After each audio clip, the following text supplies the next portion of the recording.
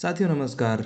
मैं हूं सौरभ दीक्षित और आ गया हूं आपके समक्ष एक नए दिन में एक नए पॉडकास्ट के साथ। आज है 10 सितंबर 2023 का ये बेहतरीन दिन और समय है 11:45। आज मेरे सामने मेरे मित्र रंजीत हैं। तो रंजीत, पहले आप अपने बारे में हमारे श्रोताओं को बताएं। जी नमस्कार सौरभ। मेरा नाम रंजित है। मेरे गांव का नाम मोहनपुर है, जो कि गुना जिले के कुमरा तहसील के अंतर्गत आता है। जी ठीक है। तो रंजीत, अपने गांव और उसके भौगोलिक परिदृश्य के बारे में हमारे श्रोताओं को थोड़ा सा बताएं। जैसे कि मैंने बताया कि मेरा गांव जो है गुना जिले की कुमरा तहसील के अंतर्गत मोहनपुर पंचायत में आता है।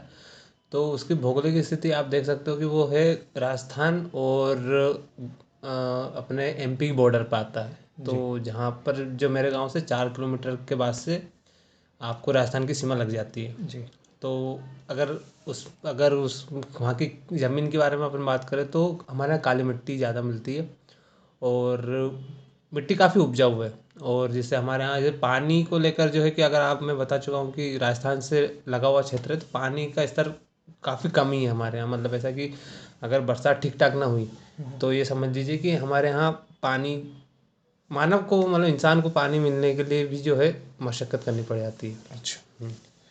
ठीक है। तो आपके ग्राम में रंजित किस प्रकार की जो फसल है उसको बहतावत में लोग जो है लगाते हैं, उसके जैस बारे में हमें थोड़ा सा जैसे बताएं। हमारे यहाँ जैसे मैंने बताया कि अभी पानी की कमी है।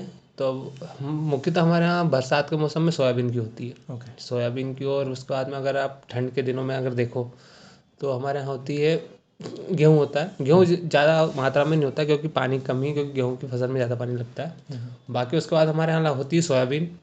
सोयाबीन के बाद में अपनी होती सरसों, चना, और अभी कुछ समय से मसूर की खेती ज़्यादा हो रही है, क्योंकि ये तीनों फसल ऐसी कि जहाँ पर पानी की बहुत कम मात्रा लगती है। अच्छा, हम्म। आप अपने गांव के बारे में थोड़ा हमें बताएं कि गांव में कितनी आबादी है और किसानों की आर्थिक स्थिति के बारे में भी हमें थोड़ा सा जानकारी दें। जैसे कि अगर जैसे गांव की आबादी तो लगभग हमारे यहाँ 1,000 के आसपास जी है ना। मतलब ये जनगणना के हिसाब से, क्योंकि उसमें बच्चों की जनसंख्या जनगणना नहीं है।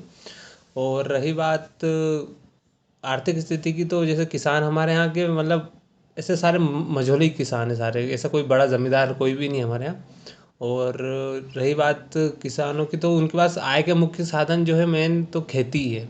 और अगर मतलब जी और पूरी जो है स्थिति किसके ऊपर है, वर्षा के ऊपर आश्रित करती है। अगर जैसे फसल पानी अच्छा हुआ, पानी अच्छा गिरा तो जी फसल ठीक होती है, तो किसानों की स्थिति ठीक होती है। और अगर पानी नहीं गिरा है, सूखे की स्थिति बन गई है, तो फिर वही किसान की स्थिति खराब हो जाती है। मतलब ऐसा कोई भी बड़ा किसान नहीं है कि अगर 1-2 साल फसल अच्छी नहीं निकले तो उसके पास बैकअप बचा हो कि वो अपने घर परिवार को चला सके। ये मुश्किल से हो पाता है। जी। अच्छा, तो हमारे श्रोताओं को ग्रामीण का शिक्षा स्तर बताएं कि ग्राम में किस प्रकार का लोगों का शिक्षा स्तर है। अभी जैसे कि मतलब हमारे गांव में एक शासकीय स्कूल तो है, पर उसमें बहुत कम मात्रा में बच्चे जाते हैं। लगभग मैं आपको गिनती से बता दूं, अगर हमारे गांव में 200 बच्चे पढ़ने के लिए हैं, जिसमें से मैं आपको बता दूं पहली क्लास से लेकर 8वीं क्लास तक के जी 200 की संख्या बता रहा हूँ, उसमें से मात्र 50 ही जो तो होते होंगे जो सरकारी स्कूल में जाते होंगे। बाकी सब जाते हैं कहाँ पर, अपने मेरे गांव से 5 किलोमीटर दूर कुमरा तहसील है, एक अच्छा खासा मार्केट है, वहाँ जाते हैं। और उसमें से भी सब बच्चे नहीं जाते हैं, क्योंकि अधिकतर बच्चे जो है हाफ टर्म के बाद की फीस ही नहीं भरते हैं। जी। तो मतलब ऐसा शिक्षा का असर इतना खास नहीं है, पर हाँ लोग पढ़ाते हैं अपने बच्चों को, कोशिश पूरी करते हैं। सरकार का योगदान आपको क्या लगता है कि ग्रामीण आबादी में और ग्रामीण परिदृश्य में जो सरकार का योगदान है वह किस प्रकार से आप देखते हैं। सरकार की योजनाओं का लाभ तो मतलब मिलता ही है। जैसे कि मान लो कि अपना ये राशन हो गया, जी है ना। और उसके बाद में अभी किसान सम्मान निधि का भी पैसे मिलते हैं, जी अभी लाडली बहना के भी पैसे मिलते हैं। जी और जैसे कि जो बच्चियां 12th में 80% लाई हैं उनको स्कूटी या लैपटॉप भी मतलब ये तो मिलता ही है। जी पर ये हर किसी को मिलना मुश्किल हो जाता है। और जैसे मिल भी जाता है तो हमारे जैसे कुछ किसान ऐसे जिनके पास गरीब रेखा से ऊपर है, उनके पास भी मतलब गरीबी रेखा से नीचे का आधार वो राशन कार्ड है। अच्छा। और सरकार का योगदान तो जैसे कि मतलब आपको अगर सरकार की योजना को लाभ चाहिए तो उसके लिए आपको सरकार मतलब जो भी प्रक्रिया होती है उससे गुजरने के लिए आपको पहले पैसे खिलाने पड़ते हैं कि हाँ चलो अगर आपको राशन कार्ड बनवाना है तो आपको 2-3 हज़ार रुपये देने पड़ेंगे। जैसे अभी प्रधानमंत्री आवास योजना के अंतर्गत अगर आप गांव में किसी को घर चाहिए 2.5 लाख रुपए का जैसे ग्रामीण परिवेश में मिलता है तो आपको वहाँ के सेक्रेटरी को सरपंच को 20,000 रुपये देने पड़ते हैं। जी जी। गांव में महिलाओं की भूमिका पर आप किस तरीके से उन्हें देखते हैं, उनकी शादी को लेकर, और खेती में उनकी किस प्रकार से आप भूमिका देखते हैं, इसके बारे में हमें थोड़ा सा जैसे जानकारी दें। गांव में अगर देखा जाए मतलब मेरे गांव के परिदृश्य में देखा जाए तो महिलाएं हैं जो पुरुषों से अधिक काम करती हैं। जी मतलब पुरुष क्या है कि जैसे कि वो बाहर जाके मतलब अपने को मतलब ये कह सकते हैं कि घर की जो रहते हैं ना कि बाहर जाके लोगों से बातचीत करने में ज़्यादा व्यस्त रहते हैं। बाकी घर का काम और पूरा खेती का काम 70% जो है महिलाओं के ऊपर निर्भर करता है।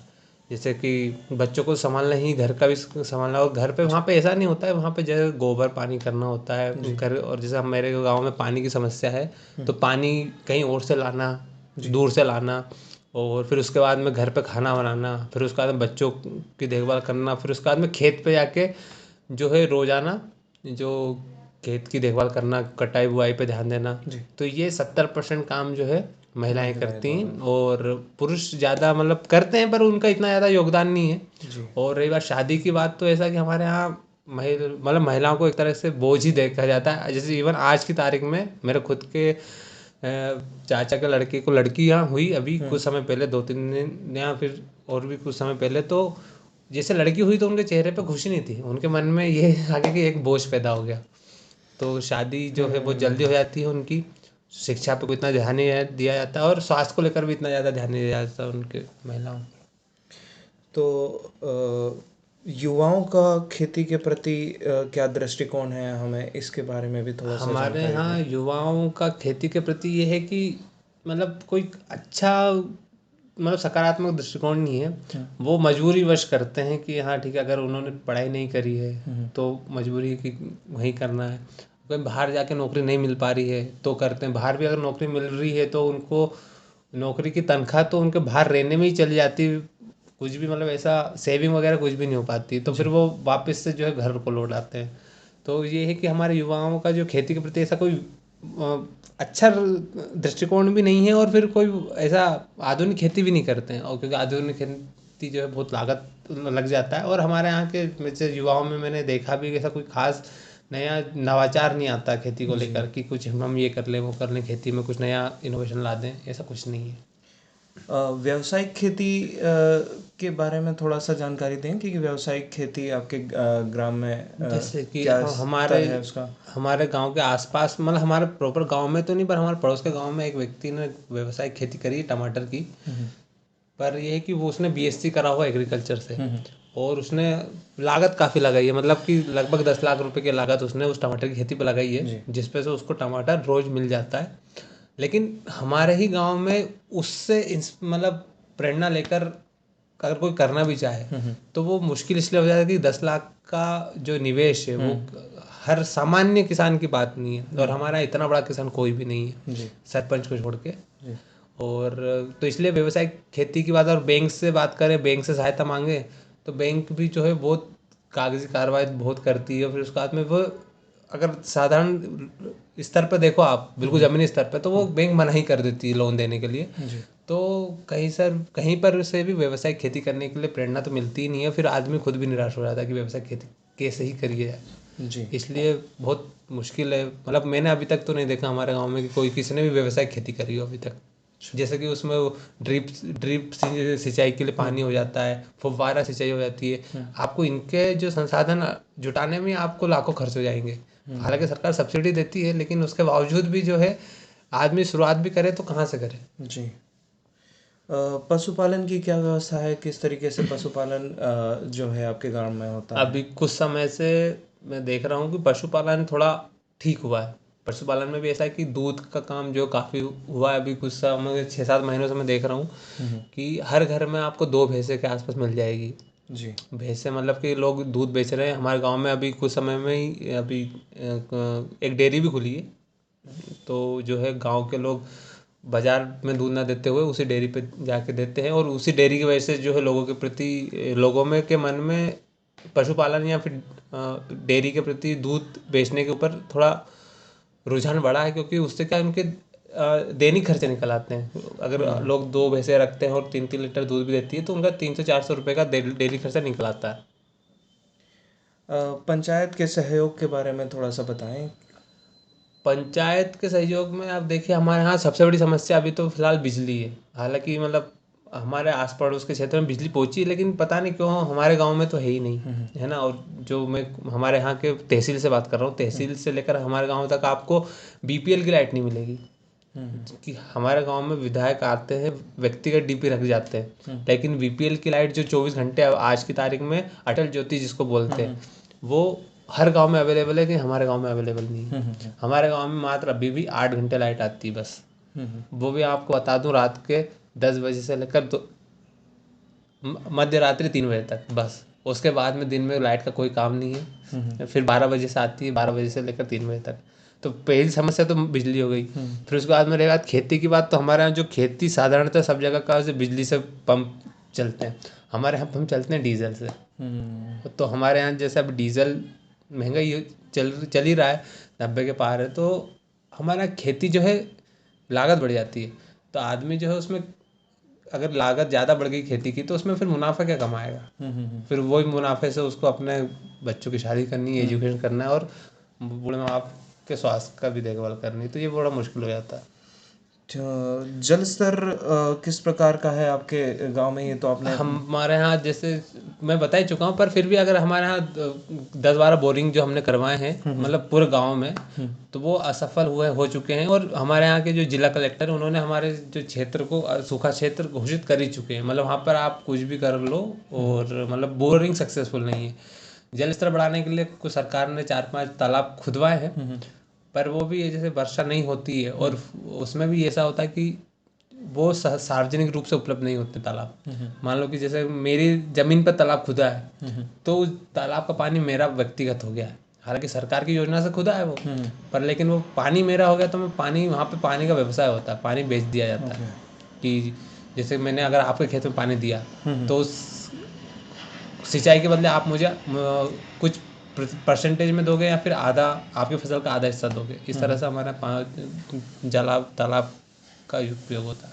अति वर्षा व कम वर्षा पर किसानों पर पड़ने वाले प्रभाव के बारे में थोड़ा सा बताएं। पिछले 5 साल से अतिवर्षा पे मैं देख रहा हूँ, जैसे सोयाबीन हो रही है, तो अतिवर्षा पे सोयाबीन गली जाती है, गल जाती है। तो उसके बाद में उनको नुकसान ये हो जाता है कि देखो, अगर छोटा सीमांत किसान है, 5-6 बीघा वाला व्यक्ति, तो अभी वो 50,000 रुपये का इन्वेस्टमेंट करके उसको कर्जे में डूब जाता है। ये तो 50,000 का हो गया है इन्वेस्टमेंट। आप फसल बीज लेते हो, बीज लेने के बाद में आप उसको लगा देते हो, उसमें से आपने ट्रैक्टर की हकाई जुताई ये तो जोड़ा ही नहीं है। अगर उसको जोड़ो तो आप 30 मतलब 4-5 हज़ार रुपये हो जाता है। फिर उसके बाद में दवाई, जैसे आज की तारीख में आप दवाई और यूरिया खाद का इस्तेमाल कर ही रहे हो, तो आपको 3-4 हज़ार रुपये की दवाई हो जाती है, यूरिया खाद हो जाता है। तो ये सब मिला के काफ़ी मतलब महंगी पड़ जाती है लागत।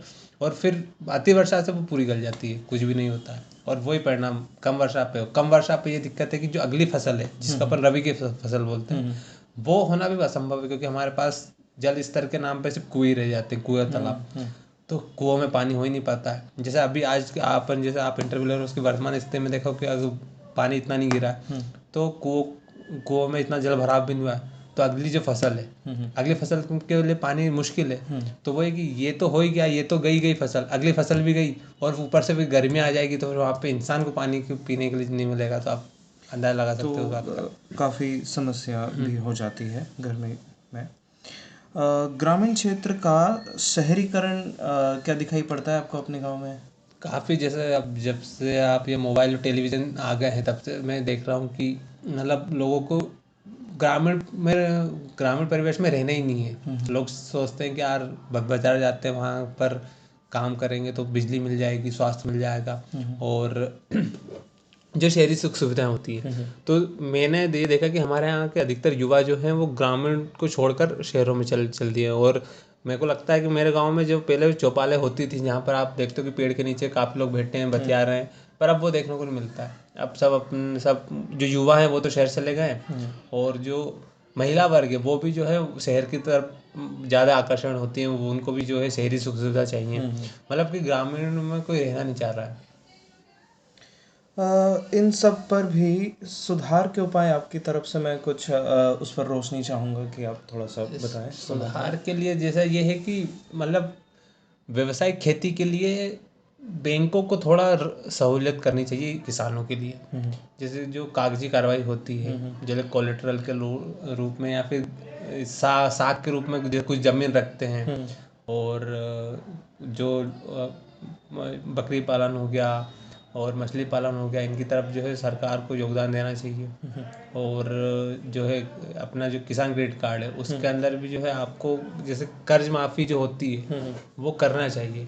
तो जैसे अगर मान लो कि अभी सूखा क्षेत्र हो भी गया है, तो आप कोई पटवारी आता है तो पटवारी देख के थोड़ी ना उसको सूखा बताता है, आप उस पटवारी रुपए ले लेता है। आप बोलते हो ये लो 3,000 रुपये मेरे को खेत को जो है सूखा बता देना, तो बता देता है वो, भले वो सूखा है या नहीं है।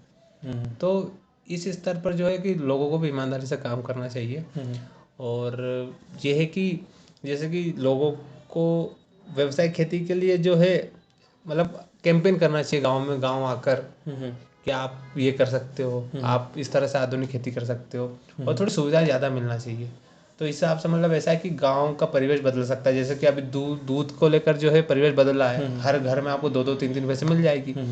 वैसे अगर आप दूसरे चीज़ों का भी अगर जागरूकता फैलाएं, सरकार करे उस तौर पर, तो हो सकता है। जी। तो इन सब के मैं निष्कर्ष पर भी बात करना चाहूँगा कि इसका हम जो हमारे आज का इंटरव्यू है इस पर एक निष्कर्ष के तौर पर इसको देखा जाए तो आप क्या बताना चाहेंगे?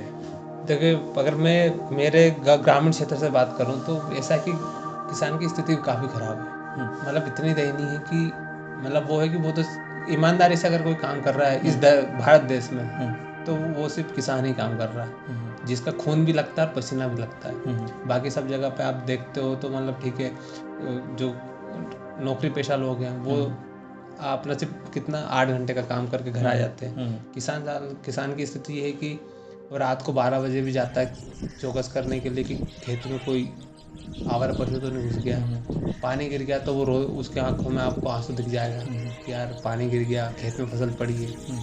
और कम गिरा तो भी उसकी स्थिति खराब है, और उसके घर में कमाने और पूरी जो परिवार का आय का एकमात्र साधन क्या रहता है, खेती रहता है, और आदमी उसी पे आश्रित है और पूरा परिवार उसी को करने में लगा है।